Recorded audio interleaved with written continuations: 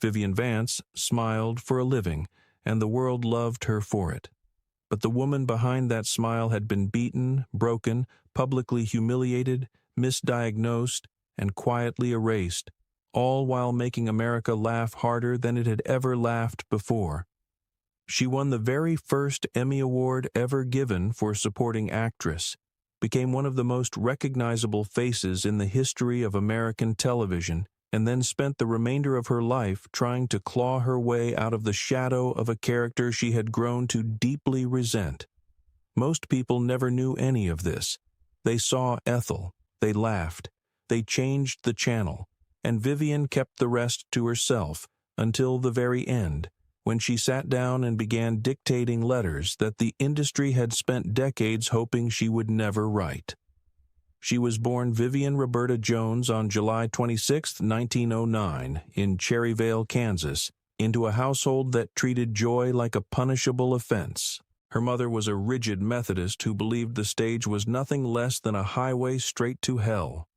6 children lived under that roof, and Vivian was the second, always feeling less like a daughter and more like a guest who had arrived without an invitation. Every time her natural gift for entertainment surfaced, a joke too loud, a song that filled the hallway, a laugh that lasted too long, it was not redirected with love. It was crushed. Her mother didn't issue soft warnings. Performing was wicked. Wanting to perform made you wicked. And Vivian wanted it more than she had ever wanted anything else in her life.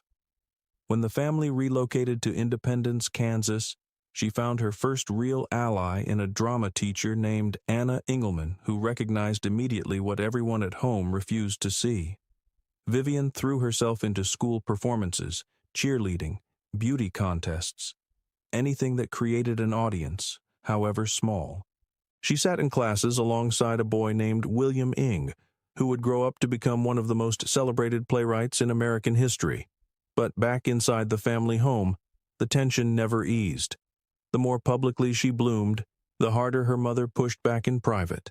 Her friends started calling her Viv, lighter, looser, a name that didn't carry the suffocating weight of the Jones household. Then she did something that took more courage than any performance she would ever give on any stage. She dropped her family name entirely. She became Vance, a name she selected after a man named Vance Randolph, who had spent his life collecting old American folk stories. It wasn't simply a professional choice, it was a severance. She was cutting the cord from every voice that had told her she was wrong for wanting what she wanted. She left Kansas and walked away from her family without looking back in any way that would have required her to return. At 21, she became one of the founding performers at the Albuquerque Little Theater, and she was so compelling on that stage that the community eventually named the building after her, the Vivian Vance Playhouse. The people of that town organized a benefit show specifically to raise money for her to travel to New York and study properly. She arrived with $50 and a suitcase full of conviction. She waited tables during the day and auditioned at night. She skipped meals regularly to save subway fare because there was never enough money for both. Rejection came constantly and without apology. Then in 1932, she landed a chorus role in a Broadway musical called Music in the Air, which ran for 2 full years. The girl who had been told she was destined for hell had made it to Broadway. She built on it relentlessly.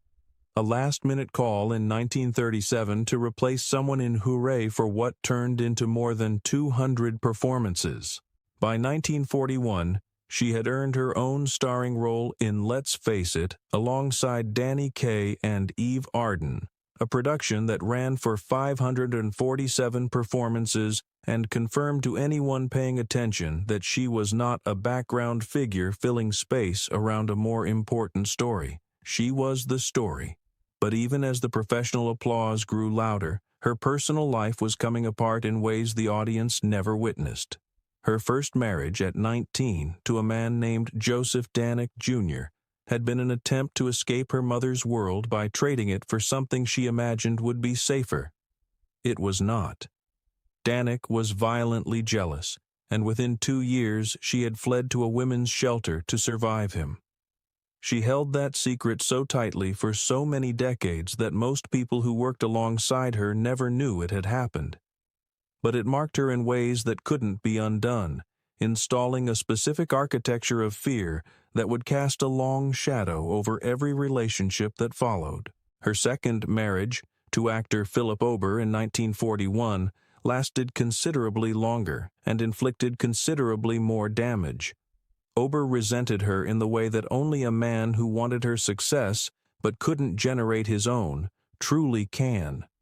As her career climbed higher, his fell further, and his jealousy eventually stopped looking for words and started using his hands. In 1954, at the peak of I Love Lucy's fame, Vivian arrived on set with a black eye. The makeup department did what they could. Lucille Ball saw it anyway and looked Vivian directly in the face, telling her that if she didn't divorce him, she would do it for her. Desi Arnaz attempted to neutralize the situation by offering Ober small acting parts on the show. It achieved the opposite effect. Being handed scraps while his wife was handed the first Emmy ever given in her category didn't calm him. It made him angrier. In 1945, while touring with a stage production called The Voice of the Turtle, everything accumulated over the course of her lifetime finally collapsed inward. She described it without sentimentality. Let's face it, I cracked up. She entered therapy and remained committed to it for years. When she steadied herself enough to move forward, she began visiting psychiatric hospitals, not as a celebrity performing goodwill for a camera, but as a woman who personally understood the specific loneliness of feeling like her own mind had turned against her. She sat with patients, didn't bring speeches or solutions, and simply told them they weren't alone. In an era when mental illness was treated as a moral deficiency, she walked into those rooms willingly and kept walking back in. Then came 1951 and the role that would define everything that followed. She was 42 years old, performing in a play in La Jolla, California, when Desi Arnaz and producer Jess Oppenheimer watched her from the audience and hired her before the curtain had finished its descent. When Lucille Ball heard the news, her first reaction carried no warmth. She looked at Vivian and laid out her objections. Same age, same hair color, too pretty. So the costume department put her in clothes cut too tight. The makeup team systematically erased everything polished about her appearance. Everything Vivian was away from the cameras, stylish, refined, sharp, was deliberately buried so that Lucy could stand brighter beside her. The man cast as her on-screen husband, William Frawley, was 64 years old to her 39. When she first encountered him on set and didn't recognize him, she turned and asked who the old man was. When told he would be playing her husband, she laughed and said he looked more like her grandfather. Frawley heard every syllable and did not forgive a single one of them. A genuine, mutual, deeply felt hatred settled between them like weather, and it never lifted. By 1953, his drinking had become impossible to manage. He arrived on set unable to steady his hands, keeping them in his pockets during rehearsals to hide the trembling.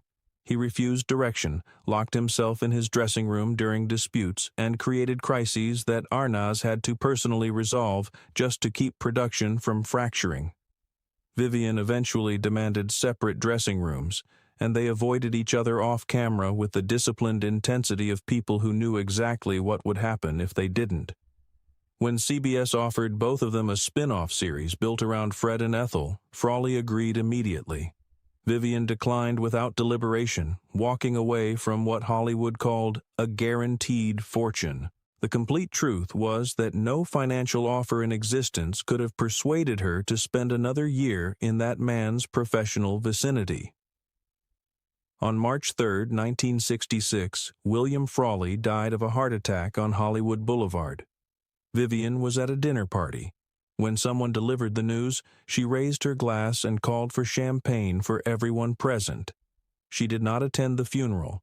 She did not send flowers. She offered no kind words. The feud that had started on a set in 1951 didn't end in 1966. It simply ran out of room. In February 1954, Vivian Vance made history in a way the industry had not anticipated. She became the first woman ever to receive the Emmy Award for Outstanding Supporting Actress, a category created specifically because of the caliber of her work.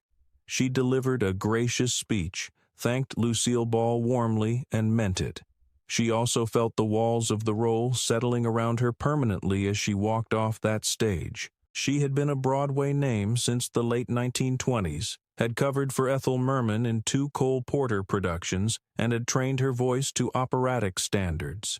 The Emmy that made her a legend simultaneously communicated to the industry that imagining her as anything other than Ethel Mertz was unnecessary effort. She pushed back wherever she could find leverage, advocating for episodes that gave Ethel room to sing and exist as more than a foil. When those episodes aired, audiences responded to her voice with genuine admiration. Frawley mocked it consistently regardless. The distance between who Vivian actually was and what the show permitted her to be kept growing, and she needed ongoing therapy simply to manage the psychological cost of showing up and performing contentment she did not feel. She left the Lucy show in 1965, surrendering the security and the paycheck because she was suffocating. The following year, she attempted a Broadway comeback in Woody Allen's Don't Drink the Water and was dismissed during previews. The production ran for 598 performances without her. By the 1970s, she had become the familiar face in Maxwell House coffee commercials, playing a cheerful character named Maxine, handing cups across a counter with a warm smile. She delivered it well. She always delivered well. The quality of her work had never once been the issue. In 1973, she received a breast cancer diagnosis. She underwent a mastectomy, endured chemotherapy, and faced additional surgeries as the disease moved into her bones. She did not make her suffering visible. She showed up to her commitments, kept her expression calibrated, and allowed almost no one to understand the actual severity of what was happening inside her body. In 1977, Lucille Ball brought her back for a CBS special called Lucy Calls the President, and Vivian appeared, played the familiar neighbor, delivered the lines, generated the laughter. Almost no one in the viewing audience knew she had suffered a stroke during filming. In her final weeks, she began dictating letters, not warm reminiscences or grateful farewells, but testimony. Detailed, clear-eyed accounts of how the industry had managed her, limited her, and systematically prevented her from becoming what she was capable of becoming. She documented being blocked from directing because producers decided it wasn't ladylike. She described the costumes engineered to make her appear worse, the decades of being professionally miniaturized.